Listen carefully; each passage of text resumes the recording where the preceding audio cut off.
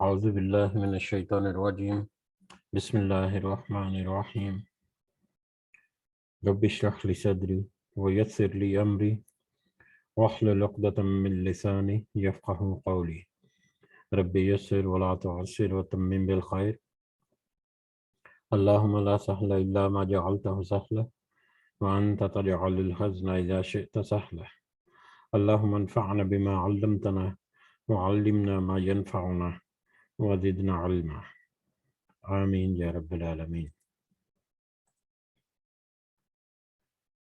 آج ہم انشاءاللہ اللہ کے خاص فضل و کرم سے، اس کی خاص رحمت سے، اس کی توفیق سے ہم سورۃ الرعد کی آیت نمبر 27 نمبر آیت سے آگے پڑھیں گے، دیکھیں گے انشاءاللہ۔ سب سے پہلے ہم اس کی حمد اور اسی کا شکر ادا کرتے ہیں شروع کرنے سے پہلے، جس نے ہمیں اس قابل بنایا، جس نے ہمارے دلوں کو اس قابل رکھا کہ ہم اپنے دن کا آغاز اس کے کلام کو سمجھنے کی کوشش سے کریں، اور ہماری یہ دعا بھی ہے کہ اللہ تعالی ہمیں اس میں استقامت نصیب فرمائے، اس کی صحیح سمجھ ہمیں عطا فرمائے، اور اس میں جو چھپے پیغام ہیں ان کے اوپر ہمیں عمل کرنے کی توفیق عطا فرمائے، اور ہمیں اس قابل بنائے کہ اس کے ذریعے ہم دوسروں کی اصلاح بھی کر سکیں، تاکہ ہم اس دنیا میں بھی کامیاب ہوں اور خاص کر آخرت میں اللہ کے خاص فضل و کرم سے کامیاب بندوں میں شمار ہوں۔ آمین یا رب العالمین۔ تو اس سے پہلے کل کے دن ہم نے جو سبق دیکھا تھا، کل جو کچھ آیات ہم نے پڑھی تھی، ان میں وہ لوگ جو کامیاب ہیں، جو فلاح پانے والے، جن کو اللہ تعالیٰ ایک ہمیشہ قائم رہنے والا آخرت میں ٹھکانہ یا گھر جو ہے وہ عطا کرے گا اپنے خاص فضل و کرم سے، ان کی کچھ نشانیاں یا ان کے کچھ اعمال کا ذکر ہوا جو ہمارے لیے جاننا یا ہمارے لیے ذہن نشین کرنا بہت ہی ضروری ہے۔ اور اس کے برعکس وہ لوگ جو ناکام ٹھہرے، جن کا ٹھکانہ جہنم ہے، ان کا کیا وتیرہ یا ان کے کیا عمل رکھے، اس کی بھی ہلکا سا اشارہ کیا اللہ تعالیٰ نے۔ تو ہم صرف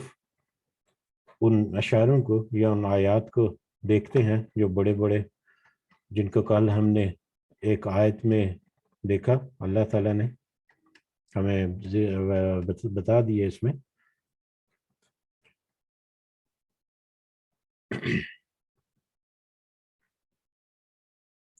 وہ آیت نمبر 20 سے شروع ہوتے ہیں، ان کو ہم صرف ہم اس کا ترجمہ پڑھتے ہیں تاکہ ہمیں وہ ذہن نشین ہو جائیں وہ چیزیں یا وہ اعمال جن کو انسان کر کے اللہ تعالیٰ کے ان بندوں میں شمار ہو جاتا ہے جن کو اللہ تعالیٰ آخرت میں ایک اچھا ٹھکانہ جو ہے وہ عطا فرمائیں گے۔ تو ان میں اگر ہم سب دیکھیں تو سب سے پہلے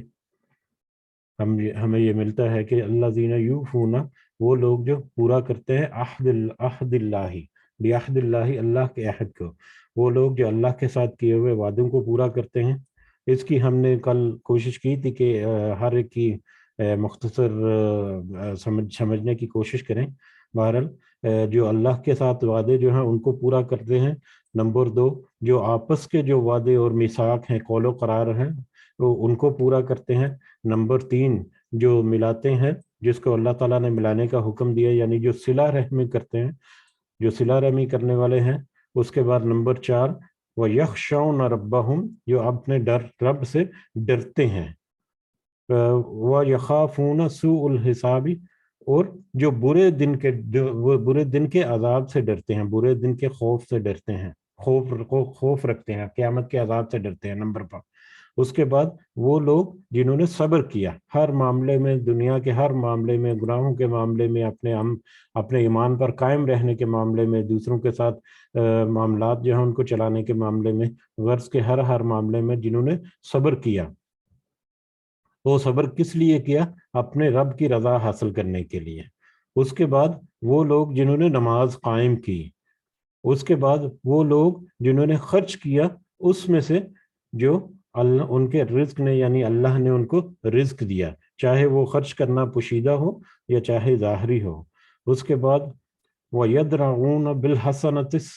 السَّيِّئَةَ، اور وہ دور کرتے ہیں نیکی کے ساتھ برائی کو، برائی کا مقابلہ وہ نیکی سے کرتے ہیں، امر بالمعروف اور نہی عن المنکر، برائی سے روکتے ہیں اور اچھائی کا، نیکی کا حکم دیتے ہیں۔ اس کے بعد ایسے لوگ، ایسے عمل کرنے والے لوگ جو ہیں، ان کے بارے میں اللہ تعالیٰ نے کہا کہ اولئک لہم عقبی الدار، کہ یہی وہ لوگ ہیں جو اچھا انجام ہے جن کا آخرت میں، اور وہ انجام کیا ہے؟ جنات عدن، ہمیشہ قائم رہنے والے باغات، ہمیشہ قائم رہنے والے باغات، یا جن کو ہم جنت عام الفاظ میں کہتے ہیں، جنت کا مطلب ایکچولی باغ ہی ہوتا ہے، تو ہمیشہ قائم رہنے والی جنت یا باغات جو ہیں وہ ان کو انجام ہوگا، یا وہ ان کو اللہ تعالیٰ کی طرف سے اپنے خاص فضل و کرم سے، اس کے خاص فضل و کرم سے ملے گا۔ اب ہم یہ اگر سارے عمل جو ہیں ان کو اگر ہم دیکھیں تو یہ پڑھنے میں یا ان کو ترتیب سے دیکھنے میں، ایکسپلینیشن کرنے میں ہمیں لگتا ہے کہ بہت ہی کٹھن اور بہت ہی مشکل عمل ہیں۔ یقیناً اس میں کچھ نہ کچھ آزمائشیں اور کچھ صبر کرنا پڑتا ہے، کچھ تکلیفیں اور سختیاں بھی برداشت کرنی ہوں گی، لیکن ہم اگر آسانی کو دیکھیں اپنے، تو روزمرہ زندگی کے ہمارے جو معاملات ہیں ان میں ہم سادگی رکھیں اور اللہ کی طرف خشوع رکھیں، اللہ کی طرف ہم اپنی توجہ رکھیں، اور اس کے ساتھ ساتھ اپنے جو بھی معاملات ہمیں پیش آتے جا رہے ہیں روزمرہ زندگی گزارنے کے، ان کو ہم نبھاتے جائیں، اللہ کے احکامات کو سامنے رکھتے ہوئے جہاں تک ممکن ہے، اور اس کے علاوہ کچھ اضافی معاملات جو ہیں وہ اپنی زندگی میں کر لیں، جس میں کسی کو جہاں تک ہماری ہمت ہو کسی کی مدد کر دینا، کسی کے تعلیم میں مطلب مدد کر دینا، یا مال سے مدد کر دینا، یا دوسرے طریقوں سے، یا جہاد میں، یا دوسرے۔ تو ایسی چیزیں جو ہے یہ روزمرہ کی روٹین میں اگر ہم اپنی روٹین میں شامل کرتے جائیں تو آہستہ آہستہ ان کی جو شدت یا ان کی جو سختی ہے وہ ہمیں کم محسوس ہونا شروع ہو جائے گی، وہ ہمیں اس کا زیادہ مطلب ہمیں زیادہ اس کا احساس نہیں ہوگا، کہ اگر ہم اللہ کے ساتھ لگاؤ جو ہے اس کو مضبوط کریں، اللہ کے ساتھ تعلق کو مضبوط کریں، اور اسی کی طرف توجہ رکھتے ہوئے ہم اپنے روزمرہ کے اعمال جو ہیں وہ کرتے رہیں، تو آٹومیٹکلی بہت سارے معاملات جن کو ہم اللہ کے فضل کو تلاش کرنے کے لیے ہم کریں گے، تو اس میں ہمیں آٹومیٹکلی تھوڑا بہت صبر کرنا پڑے گا۔ تو جب صبر بھی کریں گے ساتھ، تو یقیناً اللہ تعالیٰ ہمارے سارے عملوں کو قبول کرے گا، اور ہمارے اجر جو ہیں ان کو بھی بڑھائے گا، اور یقیناً ہمیں ان لوگوں میں شمار کرے گا جن کا یہ انجام جو ہے وہ آخرت میں اچھے گھر کا اور ہمیشہ قائم رہنے والے باغات کی شکل میں ملے گا۔ ٹھیک ہے، اور پھر اس اجر میں نہ صرف وہ لوگ بلکہ ان کے آباء و اجداد اور ان کی زوجے بیویاں اور ان کے اولاد، یعنی ان کے ہم عصر، ان کے قریبی رشتہ دار اور باقی جو لوگ ہیں، وہ ان میں سے بھی جو صالح ہوں گے، جو جنت میں چلے جائیں گے نیک عمل کی وجہ سے، اللہ کے فضل و کرم سے ان میں سے بھی جو جنت میں چلے جائیں گے، تو ان کو درجات بھی بلند کر دیے جائیں گے، مطلب پہلے جو گئے ہوئے ہیں لوگ ان کی وجہ سے یا ان کے توسط سے۔ تو یہ بھی ایک اضافی فضل جو ہے اللہ تعالیٰ کی طرف سے وہ ان کو جنت میں ملے گا، کہ ان کے رشتہ دار اور آباء و اجداد جو ہیں، جو ان کے قرابت دار تھے دنیا میں، قیامت میں ان کے درجات کو بھی بلند کر کے اس کے برابر کر دیا جائے گا، تاکہ وہ ان سے ملاقات کر سکے، تاکہ وہ وہاں پر بھی جا کر ایک دوسرے کو دیکھ سکیں۔ اور اس کے علاوہ وہ لوگ جنہوں نے اللہ کے وعدے کو توڑ دیا، جنہوں نے اللہ کے ارادے کو توڑ دیا، اور جنہوں نے قطع رحمی کی اور زمین میں فساد مچایا مختلف طریقوں سے، ایسے لوگ ہوں گے جن کے اوپر اللہ تعالیٰ کی لعنت ہے، اور ان کا ٹھکانہ جو ہے وہ بہت ہی برا ہے آخرت میں، اور وہ بہت برا ٹھکانہ جو ہے وہ جہنم کی آگ کی شکل میں ان کے سامنے ہوگا۔ اور پھر اللہ تعالیٰ جو ہے وہ تو رزق کو کشادہ کرتا ہے جسے چاہتا ہے، اور جس کو چاہتا ہے وہ تھوڑا تنگ بھی کر دیتا ہے، لیکن یہ رزق جو ہے یہ دنیا کے معاملات میں ہے، اس کے اوپر صبر کرنے والا ہی آخرت میں کامیابی پاتا ہے۔ لیکن ہم دیکھتے ہیں کہ کافر جو ہیں ان کے پاس رزق کی فراوانی ہے، لیکن ان کا یہ رزق جو ہے کیونکہ دنیا میں ہی ہے۔ کافر سے مراد نان مسلم بھی، اور اس میں بہت سارے ایسے مسلمان بھی جو اللہ کے احکامات کی پاسداری نہیں کرتے اور اس کا انکار کرتے ہیں یا مختلف طریقوں سے روگردانی کرتے ہیں۔ بہرحال یہ دنیا کے جتنے معاملات ہیں یہ دنیا میں رہنے والے ہی ہیں، اور بالکل ایک معمولی سے ہیں آخرت کے مقابلے میں۔ آخرت میں مقابلے میں دنیا کا فائدہ جو ہے وہ انتہائی معمولی ہے اور بالکل بے وقت ہے۔ کہ کل کی آیات میں ہمیں یہ کچھ درس ملا تھا اس دعا کے ساتھ کہ اللہ تعالیٰ اس میں اس کی صحیح سمجھ ہمیں عطا فرمائے اور اس کو ہمیں اپنی زندگی میں نافذ کرنے کی بھی اللہ تعالیٰ ہمیں توفیق عطا فرمائے، آمین یا رب العالمین۔ اس کے ساتھ ہی بڑھتے ہیں ہم اگلی آج کے سبق کی طرف، آیت نمبر 27۔ اعوذ باللہ من الشیطان الرجیم۔ وَيَقُولُ الَّذِينَ كَفَرُوا، اور کہتے ہیں وہ لوگ جن سب نے کفر کیا، کافر لوگ، کفر کرنے والے کہتے ہیں، لولا انزل علیہ آیۃ، کیوں نہیں اتاری گئی اس پر کوئی نشانی، نبی کریم صلی اللہ علیہ وسلم کے اوپر کوئی نشانی، کوئی معجزہ۔ اس کا بہت دفعہ ذکر ہوا کہ مختلف طرح کے معجزات جو ہیں ان کی وہ توقع رکھتے تھے یا ان کا وہ مطالبہ کرتے تھے کہ قرآن مجید جو ہے وہ اللہ خود لے کر آئے، یا کوئی فرشتے جو ہیں وہ لے کر ہمارے سامنے اتریں، یا پچھلے نبیوں اور رسولوں کو جو بڑے بڑے معجزات ملے، حضرت موسیٰ اور حضرت عیسیٰ اور باقی جو انبیاء گزرے ہیں، تو ان کی طرح اگر یہ رسول جو ہیں صلی اللہ علیہ وسلم یہ بھی سچے ہیں تو ان کے اوپر بھی کوئی معجزات کیوں نہیں آتے۔ تو بہرحال وہ لوگ جو جنہوں نے کفر کیا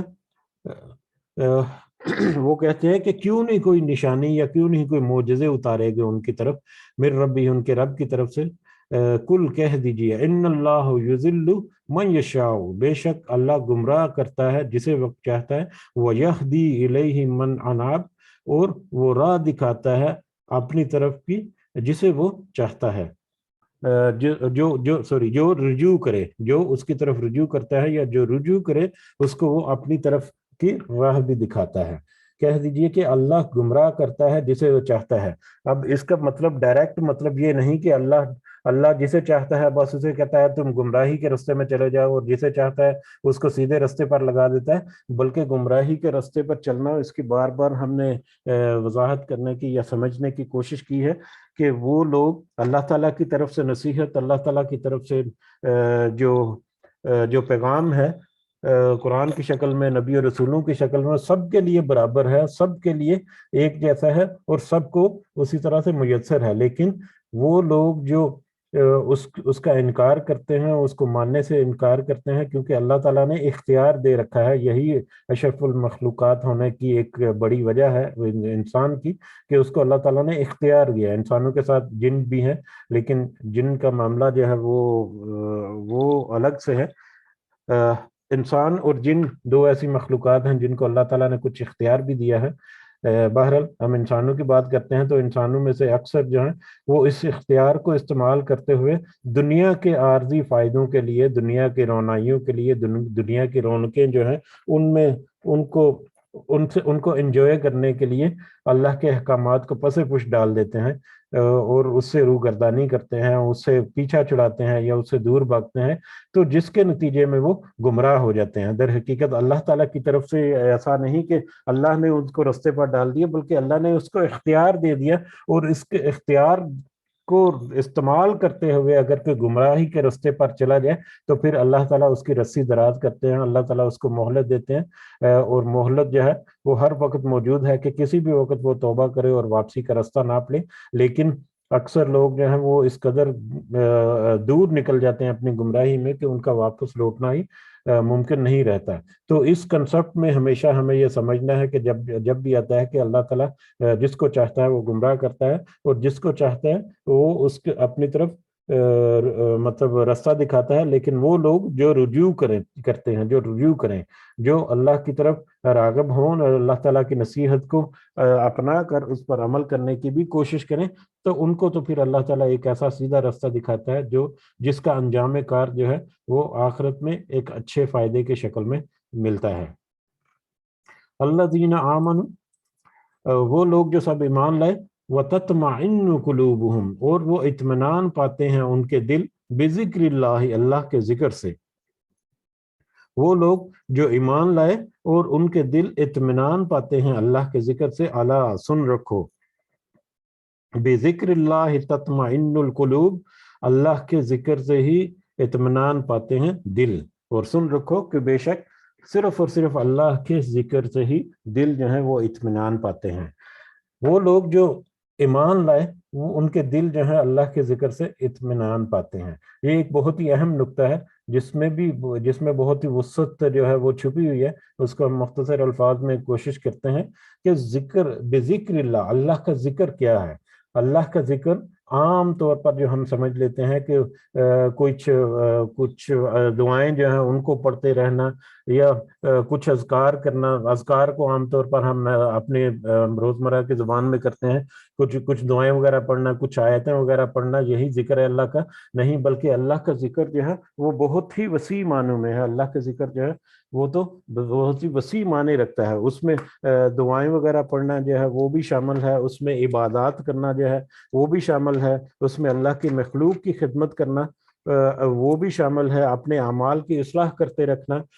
وہ بھی شامل ہے، اور ہر وہ عمل جس کو ہم اللہ کی رضا حاصل کرنے کے لیے، اللہ کی طرف یکسوئی حاصل کرنے کے لیے جس کو ہم انجام دیں اس نیت کے ساتھ کہ اس کے ذریعے سے ہمیں اللہ تعالیٰ جو ہے وہ ضرور ہمارے عمل جو ہے وہ قبول کرے گا اور ہمیں آسانی عطا فرمائے گا، تو اس طرح کے سارے عمل جو ہے وہ ڈائریکٹلی اور انڈائریکٹلی ذکر کے معاملے میں یا ذکر میں آ جاتے ہیں۔ تو یہ میں ایک بک دیکھ رہا تھا، اس میں ہے کہ اللہ کے ذکر سے مراد اس کی توحید کا بیان ہے، جس سے مشرکوں کے دلوں میں انباز پیدا ہوتا ہے، یعنی مشرک کے دل جو ہے وہ توحید سے ہی کھٹکتے ہیں۔ ایکچولی مشرک جو ہے وہ توحید کو ہی اپنانے سے گریز کرتے ہیں، جبکہ ایک مومن جو ہے اس کا دل توحید کے ذکر سے یا توحید کا بیان کرنے سے اور زیادہ اطمینان پاتا ہے، اور زیادہ یہ بھی ذکر کی ایک قسم ہے۔ یا اس کے علاوہ عبادت کرنا، تلاوت کرنا، قرآن مجید کی نوافل ادا کرنا، دعائیں کرنا اور اللہ تعالیٰ سے اپنی حاجات طلب کرنا، اور یہ ساری چیزیں جو ہیں یہ اہل ایمان کے دلوں کی خوراک ہے، یا اس کے احکامات و فرامین کی اطاعت اور بجا آوری کرنا، یہ بھی اللہ تعالیٰ کے اذکار میں شامل ہو جاتا ہے، جس کے بغیر اہل ایمان اور تقوی والے جو ہیں وہ بے قرار رہتے ہیں۔ یعنی اہل ایمان جو ہیں وہ ایسے عمل کرنے سے اگر خالی ہو جائیں تو ان کے دل بے قرار ہو جاتے ہیں۔ سیم اسی طرح سے جو صحیح معنوں میں جو نماز کا عادی ہو جائے تو وہ ایک نماز جب پڑھتا ہے تو اگلی نماز کو انتظار کرتا رہتا ہے، اگلی نماز کا انتظار کرتا رہتا ہے۔ صحیح مومن ہونے کا ایک یہ نشانی ہے کہ اللہ کے اذکار کرنا، اللہ کی طرف ایسا متوجہ ہو کہ ہر وقت وہ جو ہے وہ اس کی نظریں یہی رستہ ناپ رہی ہوں کہ کب مجھے کوئی موقع ملے اور میں اللہ کے ہاں اپنا کوئی عمل پیش کروں، اپنی کوئی دعا پیش کروں، اپنا کوئی ذکر پیش کروں۔ اور جو اس کیفیت کو پا لیتے ہیں اس کے لیے تھوڑی کوشش کرنی پڑتی ہے، اور تھوڑا اپنا جو مائنڈ ہے اس کو فوکس کرنا پڑتا ہے، اور اپنے روزمرہ کے معاملات میں چلتے پھرتے، اٹھتے بیٹھتے، اپنے جاب میں، کاروبار میں، جہاں پر بھی ہیں وہاں پر ہم صرف اور صرف اپنے مائنڈ میں یہ رکھیں کہ اللہ تعالیٰ ہمیں دیکھ رہا ہے، ہم اللہ تعالیٰ کے سامنے اپنا یہ جو بھی عمل ہے کر رہے ہیں، اور ہم کوشش کریں کہ کچھ ایسا عمل ہم کریں چاہے وہ مطلب قولی طور پر ہو، ظاہری طور پر ہو، باطنی طور پر ہو، جو اللہ کے ہاں مقبول ہو، تو یقیناً وہ جو ہے وہ ہماری کیفیت جو ہے، ہمارے دل کا قرار جو ہے، ہمارے دل کا سکون جو ہے اس کو بڑھانے کا بھی سبب بن سکتی ہے۔ اس کی مثال میں اگر دوں تو ہماری اس مجلس میں کچھ خواتین ہیں جس کا مجھے اندازہ ہے کہ وہ مطلب صبح اپنے کچن وچن میں مصروف ہوتی ہیں، لیکن مختلف طرح کے پروگرامز میں ان کی شمولیت ہوتی ہے، کچھ اللہ کی دین کی باتیں جو ہیں وہ مطلب لگا کر سن رہی ہوتی ہیں یوٹیوب وغیرہ پر، یا ایون کہ اس مجلس میں بھی موجود ہیں، ٹھیک ہے؟ تو یہ بھی اللہ کے ذکر کی، اللہ کی طرف لگاؤ کی ایک کوشش ہے کہ وہ اپنا جو بھی کام ہے جو ان کو کرنا ہے وہ کرتی جا رہی ہیں، لیکن اس کے ساتھ ساتھ وہ اللہ کی طرف سے کچھ پیغام جو ہے وہ ان کو بھی سن رہی ہیں، ان کو سمجھنے کی کوشش کر رہی ہیں، ان کے کانوں میں کچھ ایسا اللہ کا ذکر جو ہے وہ پڑھ رہا ہے جس سے ان کو اطمینان رہتا ہے۔ اور جو اس لیول پر پہنچ جاتی ہیں، جو اس لیول کو اچیو کرتے ہیں لوگ، یقیناً ان کے دل ایسا قرار پکڑتے ہیں کہ وہ چھوٹی موٹی مشکلیں، چھوٹی موٹی تکلیفیں جو ہم نے اوپر پچھلی آیت میں پڑھی، آیت نمبر 20، 21، 22 میں، کہ وہ عمل جن کی وجہ سے ایک اعلیٰ اور عمدہ اور ہمیشہ قائم رہنے والا ٹھکانہ جو ہے جنت کی شکل میں ملتا ہے، وہ سارے اعمال جو ہیں ان کو صبر کے ساتھ انجام دینا جو ہے وہ آسان ہو جاتا ہے، لیکن اس کی شرط یہی ہے کہ اللہ کے ذکر کو اپنے دل پر حاوی کیا جائے ہر معاملے میں، جس سے ان کا دل جو ہے وہ اطمینان پکڑتا ہے، اور جس سے وہ پرسکون ہو کر چھوٹے بہت مصائب جو ہیں، وہ مشکلات جو ہیں، ان کو وہ برداشت کرنے ہیں، ان کو عادی ہو جاتی ہے برداشت کرنے کو، اور یقیناً اس کے نتیجے میں دنیا میں بھی وہ پرسکون رہتے ہیں، زیادہ لالچ میں نہیں پڑتے، زیادہ طمع نہیں رہتا، زیادہ دنیا کی محبت جو ہے اس میں انوالو نہیں ہوتے، اور اس کے ساتھ ساتھ آخرت میں اپنا جو ایک سیونگ اکاؤنٹ بنا ہوا اس میں بھی ان کے عمل جو ہیں وہ اضافہ کرتے رہتے ہیں۔ بہرحال اللہ تعالیٰ سے دعا ہے کہ اس کی ہمیں صحیح سمجھ عطا فرمائے۔ یقیناً میں اس قابل نہیں کہ اس کے کسی ایک پہلو کو ہلکا سا بھی سمجھا سکوں یا اس لیول تک پہنچ سکوں جس لیول پر مفسرین اور علماء جو ہیں انہوں نے اس کو ذکر کیا ہے۔ بہرحال یہ ہم دعا ضرور کرتے ہیں کہ اللہ تعالیٰ ہمیں اس کی صحیح سمجھ جو ہے وہ عطا فرمائے، اور اس پر جہاں تک ممکن ہو ہمیں عمل کرنے کی بھی توفیق عطا فرمائے اللہ تعالیٰ، آمین یا رب العالمین۔ آگے بڑھتے ہیں، آیت نمبر 29 آگے ہمارے سامنے، الذین آمنوا وعملوا الصالحات، اور وہ لوگ جو ایمان لائے اور ان کے ساتھ ساتھ انہوں نے نیک اعمال بھی کیے۔ صرف منہ زبانی قول قرار نہیں کرنا، بلکہ جو ایمان لائے اور اس کے ساتھ انہوں نے نیک اعمال بھی کیے۔ توبہ، خوشحالی ہے، لہم، ان کے لیے تو خوشحالی ہے، وہ حسن معاب، اور اچھا ٹھکانہ ہے، جس کا پہلے ہم نے ذکر کیا کہ وہ لوگ جو ایمان لائے اور ایمان کے ساتھ ساتھ نیک اعمال بھی کیا، اور ان نیک اعمال کی کچھ جھلک جو ہے 8-9 قسم کے اعمال جو ہیں وہ پچھلی آیت نمبر 22، 23، 24 میں ہم نے پڑھے کہ وہ انہوں نے نیک عمل بھی کیا، تو ان کے لیے اچھے ٹھکانے کی شکل میں ایک خوشحالی ہے جو ان کو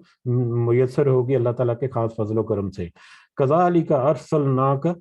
اسی طرح ہم نے بھیجا آپ کو، فی امتن، ایک ایسی امت میں، قد خلت من قبلہا، کہ گزر چکی، یقیناً گزر چکی اس سے پہلے، کئی امتیں، ہم نے آپ کو بھیجا، اسی طرح ہم نے آپ کو بھیجا ایک ایسی امت میں اس سے پہلے کئی امتیں گزر چکی۔ یہ ہم نے بہت تفصیل سے پڑھا ہے، سورہ اعراف بھی اور سورہ ہود بھی، کہ اس میں پچھلی جو قومیں ہیں ان کے اوپر جو رسول آئے اور ان کی کتابیں یا ان کے اللہ کے تعالیٰ کے احکامات کو کس طرح سے انہوں نے پھیلایا، لیکن ان قوموں نے یا ان امتوں نے اس کا انکار کیا، جس کے نتیجے میں ان کے اوپر اللہ تعالیٰ کے عذاب جو ہے وہ آدم کا اچانک سے، اور پھر وہ بستیاں جو ہے وہ نیست و نابود ہو گئی۔ تو یہ ساری کہ وہی قومیں یا یہی لوگ فلسطین اور عراق اور شام کے سرزمین اور حجاز کی سرزمین، جہاں پر جب لوگ چلتے پھرتے ہیں، اس کا بھی ذکر ہے کہ جب وہ زمین میں چلیں پھریں تو ان کو پچھلی قومیں یا پچھلی امتیں جو ہیں ان کی باقیات، ان کی نشانیاں نظر آتی ہیں جو ان کی عبرت کے لیے کافی ہونی چاہیے۔ اس کا بھی ذکر قرآن مجید میں مختلف جگہوں پر آیا۔ تو ایک ایسی امت میں جس میں پہلے بھی کئی امتیں یا کئی قومیں گزر چکی، اس امت میں ہم نے آپ صلی اللہ علیہ وسلم کو، یعنی نبی کریم صلی اللہ علیہ وسلم کو بھی بھیجا، لتتلو، تاکہ آپ سنائیں، پڑھ کر سنائیں تاکہ آپ ان پر تلاوت کریں، علیہم، ان پر، الذی اوحینا، اس چیز کو جو ہم نے وحی کی آپ کی طرف، یعنی یہ قرآن جو ہے، قرآن کی آیات جو ہیں وہ ان کے اوپر تلاوت کریں یا ان کو پڑھ کر سنائیں۔ اوحینا الیک، جو ہم نے آپ کی طرف وحی کی، وہم یکفرون، اس حال میں کہ وہ سب کفر کر رہے ہیں، بالرحمانی، بے حد مہربان سے، یا رحمان سے، یا رحمان کا کفر کر رہے ہیں، رحمان کا انکار کر رہے ہیں۔ پہلے آیت کا پہلا حصہ تو وہ تو بڑا کلیئر ہے کہ ہم نے اس امت کی طرف اس نبی یا رسول صلی اللہ علیہ وسلم کو بھیجا جس سے پہلے بھی کئی امتیں گزر چکی جو ان کے سامنے ہیں، اور ہم نے ان کو بھیجا تاکہ آپ ان کو اللہ کی طرف سے جو وہی قرآن کی شکل میں، قرآن کی آیات کی شکل میں آتی ہے، وہ ان کے اوپر تلاوت کریں، ان کے اوپر سنائیں، جبکہ वहुम यकफुरून बिर्रहमानी, उस कौम की हालत ये है कि वो रहमान का इनकार करते हैं, रहमान से कुफर करते हैं या रहमान का इनकार करते हैं। रहमान का इनकार करते हैं यहाँ पर क्यों आया? अल्लाह का इनकार तो पहले बहुत दफा आया है, लेकिन रहमान जो है, लफ्ज रहमान जो है उससे ये अहले अरब जो है ये पहले आशना थे, उनको उसको वो समझते हैं रहमान जो है बहुत ही ज्यादा रहम करने वाला। उसके इससे थोड़ी सी उनकी समझ बूझ थी इस लफ्ज की या इसके मतलब की गहराई जो है उनको बहुत अच्छी तरह से पता था, लेकिन वो इससे दूर भागते थे। इससे नबी करीम सल्लल्लाहु अलैहि वसल्लम मुख्तलिफ मौकों पर जब भी जिक्र करते रहमान का तो वो उससे बुदकते थे, उससे दूर भागते थे। यही वजह है कि सुलह हुदैबिया जब हुई तो उसमें बिस्मिल्लाहिर्रहमानिर्रहीम जो पड़ी तो उनका पहला एतराज तो वो यही था कि ये रहमान और रहीम कौन है, हम तो इसे नहीं जानते या हम तो इसे नहीं मानते। ठीक है, तो रहमान जो है अल्लाह ताला की एक ऐसी बड़ी सिफ्त है जिसका थोड़ा सा इदराक या समझ बूझ थी उनको, लेकिन इससे वो दूर बुदकते थे, इससे वो दूर भागते थे। इसीलिए अल्लाह ताला ने वाज़े तौर पर इस चीज की तरफ भी इशारा कर दिया, या उन मुशरिकों के इस अमल की तरफ भी या उनके इस किरदार की तरफ भी इशारा कर दिया कि वो रहमान से भी रहमानी अल्लाह ताला की रहम या अल्लाह ताला की रहम का जो वस्फ है उससे भी वो इनकार करते हैं, क्योंकि उसमें बहुत ज्यादा गहराई है, इतनी ज्यादा रहमत का जिसका किसी और हस्ती के लिए या किसी इंसान के लिए उसका अंदाजा करना मुश्किल है। बहरहाल वो रहमान का इनकार करते हैं। कुल कह दीजिए हुवा रब्बी, वही तो मेरा रब है, वो रहमान जिसका तुम इनकार करते हो, जिससे तुम कुफर कर रहे हो, यही वही मेरा रब है। ला इलाहा इल्ला हुआ, नहीं है कोई माबूद मगर वही, उसके अलावा कोई इबादत के लायक नहीं। अलैहि तवक्कल, तो उसी पर मैंने भरोसा किया। व इलैहि मताब, और उसी की तरफ मेरा लौटना है, उसी की तरफ मैंने भरोसा किया, तवक्कल किया। और तवक्कल भी हमने पहले पढ़ा हुआ है या समझने की कोशिश की हमने तवक्कल की, कि ये तवक्कल इंसान जो है अल्लाह की तरफ अपनी कोशिश को पूरा करके फिर अल्लाह की तरफ उम्मीद लगाए कि मैंने अपनी पूरी सही नीयत के साथ एक कोशिश की है, अब अल्लाह ताला ही उसका अजर देने वाला है या उसका फल हमें देने वाला है, तो ये तवक्कल करना है अल्लाह पर। तो नबी करीम सल्लल्लाहु अलैहि वसल्लम कह रहे हैं कि वो रहमान जो है वही तो मेरा रब है, जिसके अलावा कोई और इबादत के लायक नहीं, और उसी पर मैंने भरोसा किया और उसी की तरफ मेरा लौटना है। वलाउ अन्ना कुरानन, और अगर वाकई कोई कुरान ऐसा होता, सुय्यिरत के चलाए जाते, बिहिल जिबाल, उसके जरिए से पहाड़, और कुत्तियत या कता की जाती, बिहिल अर्द, उसके जरिए से जमीन। अगर वाकई कोई कुरान ऐसा होता, यहाँ पर ऐसा जिक्र है, तर्जुमा जो किया गया है कि अगर वाकई कोई ऐसा कुरान होता, कोई ऐसा कुरान यहाँ पर मुफस्सरीन के मुताबिक जो पिछली किताबें हैं उनको उनके लिए भी लफ्ज कुरान जो है उसका इस्तेमाल किया गया है कुरान की कुछ आयत में। तो पिछली किताबें जो हैं वो भी इससे मतलब हो सकती है, और हमारे सामने ये जो कुरान मजीद, कुरान की आयत जो हैं वो भी इसका मतलब हो सकता है कि अगर कोई कुरान होता, या अगर पहली किताबों में से कोई कुरान ऐसा होता, या ये कुरान अगर ऐसा होता कि इसके जरिए से पहाड़ चलाए जाते, ये जमीन कता की जाती, ये मतलब कोई ऐसे बड़े मौजूदात, जिस तरह के मौजूदात की वो तवक्को रखते हैं या मुतालबा करते थे नबी करीम सल्लल्लाहु अलैहि वसल्लम का, तो अल्लाह ताला कह रहे हैं कि अगर ये कुरान जिसका तुम इनकार करते हो, जिसकी आयत का तुम इनकार करते हो कि वो अल्लाह की तरफ से नहीं है, अगर कोई ये कुरान ऐसे ज़ाहरी मोजज़ात वाला होता है, ऐसे मादी मोजज़ात तुम्हारे सामने रखता है कि इसके जरिए से पहाड़ जो है वो चलाए जाते, या ज़मीन जो है उसको कता कर दिया जाता है, ज़मीन के ऊपर मुख्तलिफ तरह के मोजज़ात जो है वो होते इस कुरान के जरिए जो ज़ाहरी आंखों से तुम देख सको। आओ कुल्लिमा बिहिल मौता, या कलाम किया जाता है उसके जरिए मुर्दों से, जैसे हजरत ईसा अलैहिस्सलाम को अल्लाह ताला ने मोजज़ात दिए थे कि मुर्दों को जिंदा करके वो कलाम करते थे वो मुर्दे, وہ بھی مطلب ایک عام لفظ میں جو ہم کہتے ہیں کہ حضرت عیسیٰ علیہ السلام مردوں کو زندہ کر دیتے تھے، کہ مفسرین کہتے ہیں کہ وہ ایک خاص موقع کے لیے وہ مردہ جو ہے وہ زندہ ہوتا تھا کچھ گواہی وغیرہ دے کر، لیکن اس کا مطلب یہ نہیں کہ وہ زندہ ہو کر دوبارہ سے چلنا پھرنا اور یہ زندگی گزارنا شروع کر دی، بلکہ اس کا زندہ ہونا معجزہ تھا کہ زندہ ہو کر کچھ گواہی وغیرہ یا کچھ جو بھی اس سے مطلوب تھا، جو انفارمیشن مطلوب تھی، وہ انفارمیشن دے کر واپس وہ مطلب اپنی موت کی حالت میں واپس چلا جاتا۔ تو یہ بھی ایک اللہ تعالیٰ کی طرف سے ایک معجزہ تھا حضرت عیسیٰ علیہ السلام کے لیے، سوری۔ تو بہرحال کوئی اس طرح تھا معجزہ اس قرآن کے ذریعے ہوتا کہ اس کلام کے ذریعے مردے جو ہیں وہ کلام کرتے اس کے ذریعے، اگر ایسے کچھ معجزات ہوتے، لیکن بل للہ امر، لیکن ایسا تو کچھ نہیں ہوا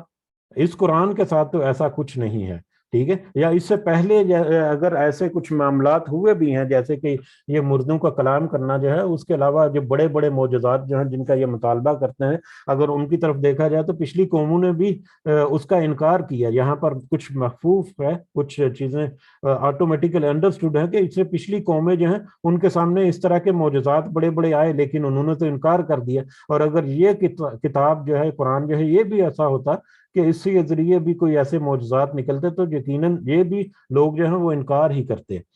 بہرحال اس سے پہلے بل للہ الامر، بلکہ اللہ ہی کے لیے معاملہ ہے، جو اختیار ہے وہ سارے کا سارا تو اللہ تعالیٰ کے لیے ہے۔ یہ معجزات جن کو وہ مطالبہ کرتے ہیں، یہ اللہ کے لیے ناممکن نہیں، اللہ کے اختیار میں تو سارا کچھ ہے، لیکن اللہ کی تدبیر یا اس کی حکمت جو ہے وہ کچھ اور ہے، وہ بہت ہی بلند تدبیر ہے، جو وقت کے ساتھ ساتھ سمجھ آئے گی، اور جو سمجھ نہیں بھی آئے قیامت کے دن وہ بھی کھل کر سامنے آ جائے گی۔ لیکن اللہ کے حکم کے اوپر اس وقت بجا آوری کرنا، یہ سب سے زیادہ اہم ہے، جس سے وہ لوگ دور بھاگتے ہیں۔ بلکہ بل للہ الامر، بلکہ اللہ ہی کے لیے سارا معاملہ اور سارا اختیار، جمیعاً سارے کا سارا۔ افلم ییأس الذین، تو کیا ابھی تک اطمینان نہیں ہوا ان لوگوں کے دلوں کو، ان لوگوں کو آمنو جو ایمان لائے، ابھی تک کیا ابھی بھی وہ لوگ جو ایمان لائے ان کے دل انہیں اطمینان نہیں ہوا؟ اللہ یشاء اللہ، کہ اگر اللہ چاہتا لہدی الناس، تو ضرور ہدایت دے دیتا لوگوں کو، جمیعاً سارے کے ساروں کو۔ کیا وہ لوگ جو ایمان لائے ہیں، کیا اس چیز سے ان کو ابھی تک اطمینان نہیں ہوا کہ اگر اللہ چاہتا تو سب کے سب لوگوں کو ہدایت دے دیتا، ہدایت دے دیتا؟ اگر اللہ اپنے چاہنے سے، یا اللہ فائن ٹیون کر کے کچھ پروگرامنگ کر کے، جس طرح سے فرشتوں کی پروگرامنگ، یا فرشتوں کو اللہ تعالیٰ نے، یہ پروگرامنگ کا لفظ میں یوز کرتا ہوں آج کل، بڑا انڈرسٹوڈ سا لفظ ہے، اس میں کچھ نیگیٹیوٹی نہیں ہے، کہ اللہ تعالیٰ کے احکامات کی اس طرح سے شریعت کر دینا کہ اس میں کوئی جذبہ ہی نہیں کہ گناہ کوئی کر سکے، یا اللہ تعالیٰ کے حکم کے علاوہ کسی دوسری طرف توجہ مبذول ہونا ہی ممکن نہیں، جیسا کہ فرشتوں کے معاملے میں ہے۔ تو اگر ایسی کیفیت انسانوں کے لیے ہو تو پھر تو آزمائش کا کوئی سوال ہی پیدا نہیں ہوتا، پھر تو مطلب یہ سوال جواب کا اور دوزخ اور جنت کا اور یہ وہ اس طرح کی کوئی چیزوں کا بے معنی ہو جاتی، کیونکہ پھر تو اللہ تعالیٰ کی طرف سے ایک سیٹ رول آ گیا کہ اس کو جنت میں بھیجنا ہے، اس کو جہنم میں بھیجنا ہے۔ بلکہ اللہ تعالیٰ نے اختیار دیا، اور اس اختیار کو استعمال کرتے ہوئے جنہوں نے اللہ کے احکامات کی پاسداری کی، وہ تھوڑی بہت محنت مشقت میں رہے، اور دنیا میں وہ دیکھتے ہیں کہ باقی لوگ جو ہے وہ تو پورا شاید زندگی گزار رہے ہیں، اٹھنا بیٹھنا جو ہے بڑے پرمسرت اور رونقوں والی زندگی گزار رہے ہیں، لیکن اگر دور بصیرت کے ساتھ دیکھا جائے تو آخر کار ان کا انجام جو ہے وہ برا ہونے والا ہے۔ اور ان کے آخرت کے انجام کو دیکھتے ہوئے کیا اب یہ لوگ اطمینان نہیں پکڑتے، جنہوں نے اب اس دنیا میں جو ایمان لے کر آئے اور تھوڑی بہت مشقت جھیل رہے ہیں، آخرت میں تو ان کو ایک اچھا انجام ملنے والا ہے۔ تو اب تو ان کو اطمینان پکڑنا چاہیے کہ اللہ تعالیٰ نے ان اختیار دے دیا، اور اس اختیار کو استعمال کرتے ہوئے کچھ لوگ تو ایمان لے آئے، اور ان کے دل میں اطمینان ہونا چاہیے کہ جو ایمان نہیں لے کر آئے یہ ان کے لیے آزمائش ہے، اور اس آزمائش کے نتیجے میں جو گمراہی انہوں نے اپنے لیے پالی وہ ایک بری جگہ پر جانے والے ہیں۔ ٹھیک ہے، اطمینان اس چیز پر ہونا چاہیے کہ جس جس ایمان پر وہ کھڑے ہیں وہ ان کو ایک ایسی راحت والی جگہ میں یا ایسے راحت والے مستقل قائم رہنے والے ٹھکانے کی طرف لے جائے گا جو جنات ہیں، جہاں پر اللہ تعالیٰ کے بے شمار فضل و کرم ہوں گے، ان کے پاس اللہ تعالیٰ کی بے شمار نعمتیں ہوں گی آخرت کے دن میں۔ ولا یزالو، اور وہ ہمیشہ رہیں گے، الذین کفروا، اور ہمیشہ رہے گے الذین کفروا، وہ لوگ جنہوں نے کفر کیا، تصیبہم، اس حال میں کہ انہیں پہنچے گی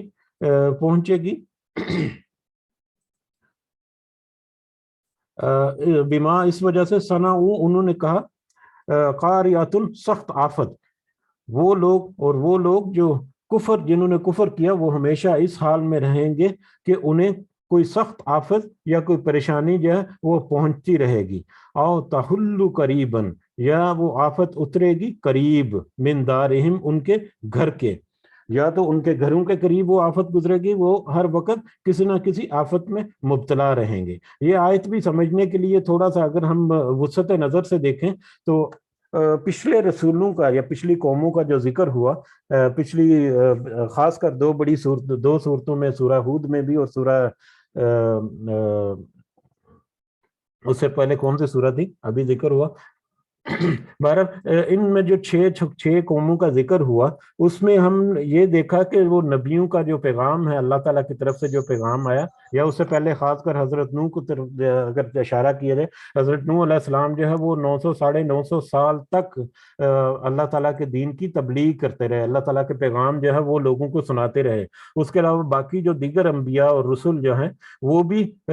2-4 دن، ہفتہ 10 دن، مہینہ 2 مہینہ نہیں، کئی سال تک انہوں نے محنت کی، کئی سال تک انہوں نے اللہ تعالیٰ کے پیغام کو پہنچایا، لوگوں کو اس کی تبلیغ کرتے رہے، لیکن اس کے باوجود ان کا انکار رہا، اور اس انکار کے نتیجے میں ان کے اوپر ایک عذاب جو ہے وہ آدم کے۔ اسی طرح سے یہ قوم جو ہے آج بھی ہم اگر دیکھیں تو ہماری مختصر سے زندگی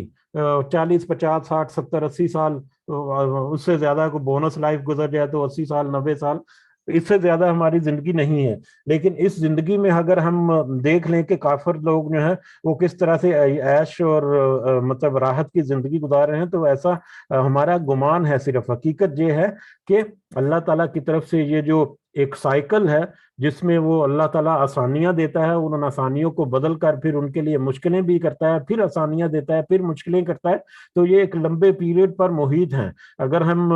یہ یہودی جو ہیں آج کل کے، ان کی ہسٹری کو، پچھلے 1200 سال کی ہسٹری کو دیکھیں تو اس میں ان کے اوپر بہت بڑی بڑی مشقتیں آئیں، ان کے اوپر بہت عذاب آئے کے حساب سے ان کے اوپر، کہ وہ پس کر رہ گئے، اور بلکہ ہٹلر نے تو پتہ ہے 4 ملین یا 6 ملین یہودیوں کو ایک ساتھ ہی قتل کر دیا، اور کچھ لوگوں کو چھوڑ دیا، اس لیے اس کا اپنا قول ہے کہ ان کو اس لیے چھوڑا کہ تاکہ دنیا جان لے کہ میں نے ان کو قتل کیوں کیا، ٹھیک ہے۔ تو اس طرح سے ان کے اوپر بھی ایک over a long period of time, ایک لمبے پیریڈ پر محیط اگر دیکھا جائے پورے مطلب ہسٹری کو، تو یہ لوگ جنہوں نے کفر کیا ظاہری طور پر آج کی زندگی میں یا آج کی دنیا میں ہمارے سامنے وہ راحت کی زندگی گزارے ہیں، لیکن ان کے گھروں پر بھی، ان کے قریب بھی، یا ان کے اوپر بھی مختلف طرح کی آفتیں رہی ہیں، اور یہ آفتیں ان کے اوپر ہمیشہ رہیں گی، ٹھیک ہے۔ لیکن یہ دنیا میں ان کے اوپر یہ عذاب ہوگا، آخرت میں تو ایک ایسا عذاب ہوگا جو کبھی ٹلے گا ہی نہیں۔ یہاں پر تو ہے کہ کبھی راحت آ گئی، کبھی آسانی آ گئی، اور کبھی کوئی جنگ کے معاملے میں یا کچھ دوسرے معاملے میں وہ ان کے اوپر کوئی اللہ تعالیٰ کی طرف سے سخت آفت آ گئی، تو لیکن آخرت کا عذاب جو ہے وہ تو ہمیشہ ایک ہی طرح کا قائم رہنے والا ہے، اور جو دردناک ہی ہوگا ان کے لیے۔ تو بہرحال وہ لوگ جنہوں نے کفر کیا وہ اس حال میں ہمیشہ رہیں گے کہ ان کے اوپر سخت آفت رہے گی، اور وہ آفت اترے گی ان کے گھروں کے قریب، ان کے قریب سے، اپنے قریب وہ آفت کو دیکھیں گے، بہت زیادہ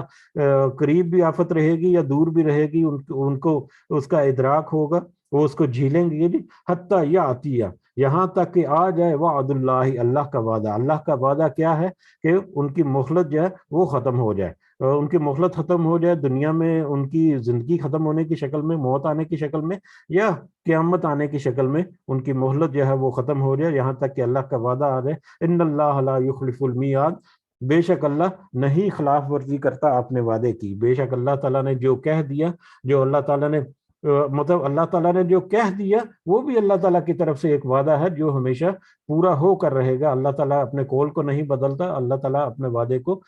وعدے کی خلاف ورزی نہیں کرتے. وَلَقَدْ اور بلا شبہ یقیناً وَلَقَدْ اسْتُهْزِئَ اور بلا شبہ یقیناً مذاق اڑایا برسول کئی رسولوں کا من قبل کا آپ سے پہلے کئی رسولوں کا مذاق اڑایا, جو ہم نے پہلے سورہ اعراف اور سورہ ہود میں پڑھا. سورہ اعراف تھا جس کا میں نام بھولا ہوا تھا. کئی رسولوں کا مذاق اڑایا اس سے پہلے بھی قوموں نے. فَأَمْلَيْتُ تو میں نے مہلت دی, اللہ تعالیٰ کہہ رہے ہیں تو میں نے مہلت دی للذین ان لوگوں کے لیے کفروا جن سب نے کفر کیا. ثم اخذتهم پھر میں نے پکڑا انہیں. فکیف تو کیسا کان عقاب کیسا سخت تھا میرا عذاب. ان قوموں کی طرف ذرا دوبارہ سے یاد دہانی کرو, اپنا جو ذہن ہے اس کو ذرا دوڑاؤ, تازہ کرو اپنی یادوں کو. جو ذکر کیا ہم قرآن میں پچھلی قوموں کے بارے میں کہ ان کے اوپر کس طرح سے اللہ تعالیٰ نے ان کو مہلت دی. انہوں نے بھی اپنے رسولوں کے ساتھ مذاق اڑایا, مذاق مختلف طریقوں سے اڑایا, ان کی اللہ کی نصیحت کو قبول کرنے سے انکار کیا اور مختلف طرح سے مذاق اڑایا کہ یہ حضرت موسیٰ علیہ السلام کی زندگی جو ہے وہ ہمارے سامنے ہے کہ کس طرح سے ان کی قوم نے مختلف موقعوں کے اوپر ان سے روگردانی کی اور ان کے شان میں گستاخیاں بھی کرتے رہے اور اللہ کی شان میں گستاخیاں کی. حضرت نوح علیہ السلام کی زندگی تو بہت ہی واضح ہے کہ جس میں وہ کشتی جب بنانی شروع کی تو وہ لوگ مذاق کرتے تھے کہ یہ کشتی بنا رہے ہو اس خشکی کے علاقے میں, کیا تم ریت کے اندر یا پہاڑیوں کے اندر یہ کشتی کو چلاؤ گے. تو اس طرح سے یا نبی کریم صلی اللہ علیہ وسلم کے ساتھ بھی یہ معاملہ رہا ہے. تو یہ نبی کریم صلی اللہ علیہ وسلم کی دل جمی کے لیے, ان کی دل کو تقویت دینے کے لیے اللہ تعالیٰ نے کہا کہ پچھلی امتیں جو ہیں انہوں نے بھی اپنے رسولوں کے ساتھ مذاق اڑایا, لیکن اللہ تعالیٰ نے تو ان کو مہلت دی اور اس مہلت کا انہوں نے فائدہ نہیں اٹھایا, جس کے نتیجے میں ان کو سخت عذاب نے پکڑ لیا. اور پھر اللہ تعالیٰ کہہ رہے ہیں کہ ذرا آپ دیکھو کہ ان کا عذاب کیسا تھا, ان کے اوپر جو عذاب آیا وہ کیسا تھا. اور یقیناً وہ بہت ہی سخت عذاب تھا اس دنیا میں بھی, اور آخرت میں تو پھر ایک مسلسل عذاب رہے گا جو اس سے بھی زیادہ سخت ہے اور وہ ہمیشہ رہے گا. اللہ تعالیٰ سے دعا ہے کہ اس عذاب سے ہمیں بچائے, عذاب کی کسی بھی شکل سے, چاہے اس دنیا میں ہے اور خاص طور آخرت میں کسی بھی قسم کی سختی. اللہ تعالیٰ سے دعا ہے, خاص دعا ہے کہ اللہ تعالیٰ ہمیں اس سے بچائے اور ہمیں اللہ تعالیٰ ان لوگوں میں شمار کرے جو پہلے ہی راؤنڈ میں کامیاب لوگ ہیں, جن کو اللہ تعالیٰ جنت الفردوس میں جگہ عطا فرمائے گا. آمین یا رب العالمین. فمن ہوا قائم پھر کیا جو ذات کے ہوا قائم وہ نگران ہے, علی کل نفس ہر نفس پر. پھر کیا وہ ذات جو کہ نگران ہے ہر نفس پر, یعنی اللہ تعالیٰ کی ذات جو ہے بما کا سبب اس پر وہ نگران ہے جو ہر جان نے کمایا. پھر کیا وہ ذات جو نگران ہے اس جان پر جس نے کمایا, جو اس نے کمایا. وَجَعَلُوا اور انہوں نے بنائے للہ اللہ کے لیے شرکاء شریک. یہ آیت کا یہ پہلا حصہ جو ہے یہ یہاں پر مطلب ایک پیغام جو ہے وہ خفیہ بھی ہے کہ کیا وہ ذات جو کہ ہر اس شخص پر نگران ہے جو اس دنیا میں وہ کچھ نہ کچھ کما رہی ہے. یعنی اللہ تعالیٰ کی کیا وہ ذات جو ہے کیا وہ اس کے برابر ہو سکتی ہے. یہ آگے یہ وہاں پر تھوڑا سا پیغام جو ہے وہ خفیہ ہے, مخفی ہے کہ کیا وہ ذات جو ہر جان پر جو کچھ نہ کچھ اس دنیا میں کماتی ہے کیا اس کے برابر ہو سکتی ہے اس کے علاوہ جن کے وہ شریک ٹھہراتے ہیں اللہ کے ساتھ. یہ آٹومیٹکلی ایک بات کرنے کا ایک طریقہ بھی ہے, جیسے میں کہوں کہ کیا تم میرے بارے میں نہیں جانتے, تو اس کا مطلب یہ ہے کہ کیا تم میرے بارے میں نہیں جانتے کہ میں کیسا کردار ادا کرنے والا یا کیسا رویہ اختیار کرنے والا انسان ہوں. تو آٹومیٹکلی اس کا جواب جو ہے وہ بھی اسی میں پوشیدہ ہوتا ہے. تو یہاں پر بھی ایک جواب اس کا پوشیدہ ہے. تو کیا وہ ذات جو ہر وہ جان جو اس دنیا میں کچھ نہ کچھ کماتی ہے، کیا وہ اس کے برابر ہو سکتی ہے کچھ ان شرکا کے یا ان ہستیوں کے جن کو تم اللہ کے سوا پکارتے ہو، یا اللہ کے سوا جن کے ساتھ شریک کیا جاتا ہے، کیا وہ ان کے برابر ہو سکتی ہے؟ پھر اس سے آگے بڑھتے ہیں، وَجَعَلُوا لِلَّهِ، اور انہوں نے بنائے، ان مشرکوں نے بنائے اللہ کے لیے شرکا، شریک، اللہ کے ساتھ شریک ٹھہرائے کچھ دوسری ہستیوں کو، چاہے وہ بتوں کی شکل میں ہیں، بتوں کی شکل بھی ایکچولی وہ پکارتے ہیں کچھ ہستیوں کو اپنے آباء و اجداد میں سے۔ حضرت نوح علیہ السلام کی طرف یہ سارا معاملہ لوٹ جاتا ہے کہ جب شرک کی ابتدا ہوئی، کس طرح سے شرک کی ابتدا ہوئی، وہ سارا کا سارا جو ہے لڑی جو ہے وہی چلتی آ رہی ہے، چاہے بتوں کی شکل میں ہے چاہے دوسرے موجودات کی شکل میں۔ بہرحال انہوں نے اللہ کے ساتھ شریک بنائے۔ کل کہہ دیجئے، سموہم، تم سب ان کے نام لو، تم سب ان کے نام لو، ام تنبئونہ، کیا تم خبر دیتے ہو اسے، یا کیا تم اللہ کو خبر دیتے ہو، بما، اس کی جو لا یعلم، نہیں وہ جانتا، فی الارض، زمین میں۔ کیا تم اللہ کو کوئی ایسی خبر دینا چاہتے ہو جس کو وہ نہیں جانتا کہ وہ زمین میں موجود ہے؟ جن کو تم اللہ کے ساتھ شریک ٹھہراتے ہو، ذرا ان کے نام تو لو کہ ان کے نام کیا ہیں، اور یقیناً ان کے نام تو وہی ہیں جو ان کے آباء و اجداد نے اپنی طرف سے گھڑے ہوئے ہیں، بے سند، بغیر کسی دلیل کے، بغیر کسی ثبوت کے، بغیر کسی مطلب دلیل کے، کہ خود سے اپنی طرف سے نام گھڑے ہوئے ہیں، اور نام گھڑ کر اپنی طرف سے ان کے ساتھ کچھ خصوصیات جو ہیں وہ منسوب کی ہوئی ہیں، جبکہ وہ یہ بھی مانتے ہیں کہ یہ ساری خصوصیات تو صرف اور صرف اللہ ہی کی ہیں، لیکن اس کے باوجود وہ بس انکار پہ انکار کرتے ہیں، اور اپنے شرکا جو ہیں ان کو وہ پکارے جاتے ہیں۔ تو اللہ تعالیٰ کہہ رہے ہیں ذرا تم ان کے نام تو لو، کون ہے جس کو میں نہیں جانتا؟ کیا تم اللہ کو یا اسے خبر دینے کی کوشش کرتے ہو جو جس کو وہ زمین میں نہیں جانتا، یعنی وہ شرکا جن کا نام و نشان نہیں، جن کی کوئی آثار نہیں، جن کا کوئی حیثیت نہیں، وہ تو صرف گڑے گڑائے نام ہے ان لوگوں کے جو شرک کرتے ہیں، یا ان کے آباء و اجداد کی طرف سے۔ کیا ان لوگوں کے ناموں کی طرف سے تم یہ سمجھتے ہو کہ اللہ تعالیٰ کو اس کی خبر نہیں؟ اللہ تعالیٰ کو ہر چیز کی خبر ہے، جو چیز دنیا میں موجود ہی نہیں تم اس کا ذکر کر رہے ہو، جو ہستی سرے سے موجود ہی نہیں اس کا تم نام کیسے لے سکتے ہو؟ کہ ذرا ان کا نام تو لو جس کے بارے میں اللہ تعالیٰ کوئی خبر نہیں رکھتا، یا تم یہ گمان کرتے ہو کہ اللہ تعالیٰ کو کوئی ایسی چیز ہے اس زمین میں جس کے بارے میں اللہ تعالیٰ کو خبر ہی نہیں؟ یہ تو ان کی ایک خام خیالی ہے جس کا یہاں پر ذکر ہوا۔ ام بظاہر من القول، یا اوپر ظاہری بات سے ہی کہہ رہے ہو، یا یہ تمہارا کہنا جو ہے، اگر تمہارے اندر ہمت ہے تو تم ذرا ان شرکاء کا نام دے کر ان کو ثابت کرنے کی بھی کوشش کرو کہ کیا وہ واقعی ہستیاں موجود ہیں جو کچھ کام تمہارے لیے کر سکتی ہیں۔ یقیناً ان کا جواب جو ہے وہ نفی میں ہوگا، یا یقیناً وہ اس کا جواب نہیں دے سکتے۔ تو اگر وہ اس کا جواب نہیں دے سکتے تو ام بظاہر من القول، تو کیا اوپری ظاہری باتیں ہی کرتے جا رہے ہو، بے سند باتیں ہی کرتے جا رہے ہو، بغیر دلیل کے ہی بس باتیں کرتے جا رہے ہو، خود بھی گمراہ ہو رہے ہو اور دوسروں کو بھی گمراہ کرتے رہو۔ بلکہ زین للذین کفروا، بلکہ مزین کر دیا گیا ہے ان لوگوں کے لیے جن سب نے کفر کیا، مکرہم، ان کا مکر، ان کے جو قول ہیں یا ان کا جو جھوٹی گڑی گڑائی باتیں جو ہیں وہ ان کے لیے مزین کر دیا گیا۔ جب وہ بیان کرتے ہیں، آج بھی اگر ہم سنیں کچھ ولیوں کے کرامات کا اس طرح سے ذکر کیا جاتا ہے، قبروں کے اوپر کچھ معاملات ایسے ہیں کہ ان کا اس انداز میں ذکر کیا جاتا ہے کہ اگلا کہنے والا جو ہے وہ ایسے غش کر اٹھتا ہے جیسے اس سے بڑی کوئی ہستی ہی نہیں تھی۔ نعوذ باللہ، نعوذ باللہ، نعوذ باللہ۔ یہ ہمیں آج بھی ہمارے معاشرے میں یہ مظاہرہ ہے، آج بھی ہمارے معاشرے میں ایسی چیزیں جو ہیں وہ موجود ہیں کہ اللہ کے علاوہ دوسری ہستیوں کو اس انداز میں ذکر کرتے ہیں کہ جیسے اس سے بڑی ہستی یا اس سے بڑا کوئی بے اختیار مطلب کوئی اس کائنات میں یا اس دنیا میں نہیں رہا۔ ٹھیک ہے، تو کہ ان کے کیا ہے یہ ان کے کفر، ان کے مکر جو ہے اس کو مزین کر دیا ہے شیطان نے ان کے لیے، ان کی گھڑی گڑائی باتیں، ان کی بے سروپا باتیں، ان کی بے سروپا کہانیاں جو ہیں وہ مزین کر دی گئی ہیں، جو زیادہ اٹریکٹو بنا کر ان کے سامنے پیش کر دی ہیں، جن کی طرف وہ زیادہ مائل ہوتے ہیں، جن کی طرف وہ زیادہ راغب ہوتے ہیں، جن سے زیادہ وہ اثر لیتے ہیں، جن کے اوپر وہ کان دھرتے ہیں تو وہ مائل ہو جاتے ہیں. یہ ان کا مکر ہے جو شیطان نے ان کے لیے اور زیادہ خوبصورت کر دیا، اور زیادہ اس کو مزین کر دیا اس دنیا میں. وسد، اور وہ سب روک دیا گیا ہے ان السبیلی، اس سیدھے راستے کی طرف سے. یعنی وہ اس راستے پر، مکر کے راستے پر چل رہے ہیں اور سیدھے راستے پر چلنے سے روک دیے گئے ہیں.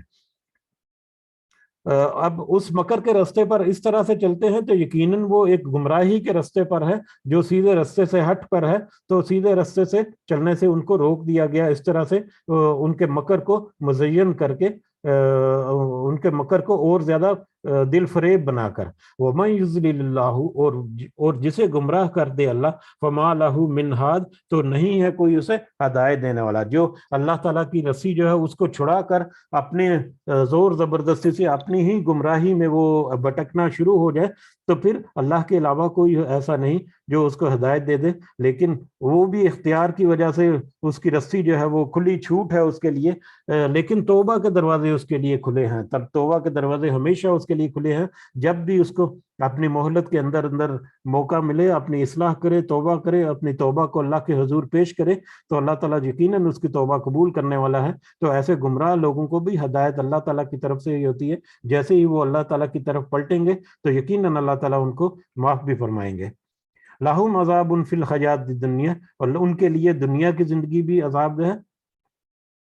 وَلَعَذَابُ الْآخِرَةِ، اور یقیناً آخرت کا عذاب تو اشق، بہت سخت ہے. وَمَا لَهُم مِّنَ اللَّهِ مِن وَاقٍ، اور نہیں ہے ان کے لیے اللہ کے عذاب سے کوئی بچانے والا. اس دنیا میں تو ان کو جو کچھ تھوڑی بہت سختیاں آ گئیں وہ تو یقیناً رہیں گی، لیکن یہ دنیا کے معاملے میں، دنیا کے مقابلے میں ان کے اوپر جو آخرت کا عذاب ہے وہ بہت ہی سخت ہے، اور وہ بہت ہمیشہ قائم رہنے والا ہے. اور اس عذاب سے پھر اللہ تعالیٰ سے کوئی اس کو بچانے والا نہیں ہوگا. قیامت کے دن کسی کے ساتھ کوئی جرت نہیں ہوگی کہ وہ اللہ تعالیٰ کے ساتھ کوئی کلام کر سکے، ماں سوائے جب اللہ تعالیٰ اس کو اجازت دے. یا کسی میں کوئی ہمت نہیں ہوگی کہ کسی کی اس کو سفارش کر سکے، ماں سوائے اس کی جس کو اللہ تعالیٰ اجازت دے اپنے خاص فضل و کرم سے. اس دعا کے ساتھ کہ اللہ تعالیٰ ہمیں جہنم کے اس عذاب سے بچائے، ہمیں دنیا میں اس قدر کچھ عمل کرنے کی توفیق عطا فرمائے کہ ہم ہماری جب مہلت ختم ہو، ہماری جب موت آئے تو اس حالت میں آئے کہ ہم ایمان پر ہوں، اور ہمارے اعمال میں اتنا بیلنس ہو ہمارے پاس کہ جب اللہ کے حضور ہم پیش ہوں تو ہم کامیاب لوگوں میں شمار ہوں. آمین یا رب العالمین. وما علینا الا البلاغ المبین. جی اگر کسی کو کوئی پوائنٹ ایڈ کرنا ہے اس میں تو کر سکتے ہیں. جزاکم اللہ خیرن کثیرا.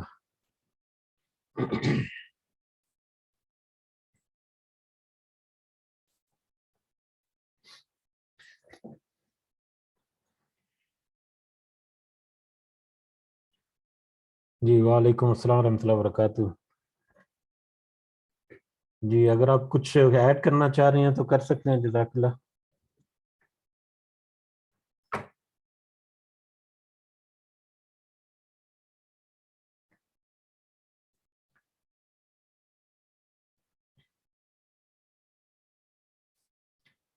ہاں جی ٹھیک ہے، اجازت چاہتے ہیں پھر اس کے ساتھ ہی سب کو دعاؤں میں ضرور یاد رکھیں. اللہ تعالیٰ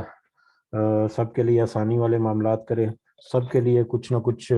آزمائشیں ہیں. اللہ تعالیٰ سے دعا ہے کہ اللہ تعالیٰ ہمیں اپنی طرف رہنمائی کرے،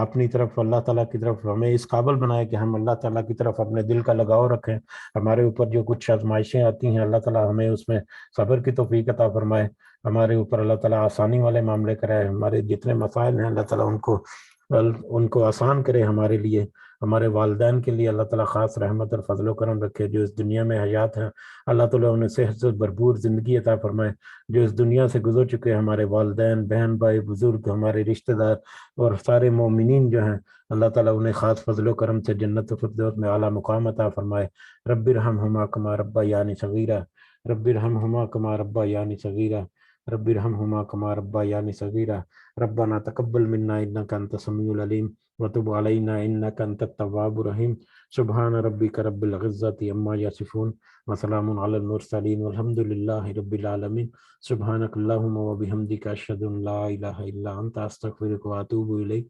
جزاکم اللہ خیرا. السلام علیکم ورحمۃ اللہ وبرکاتہ.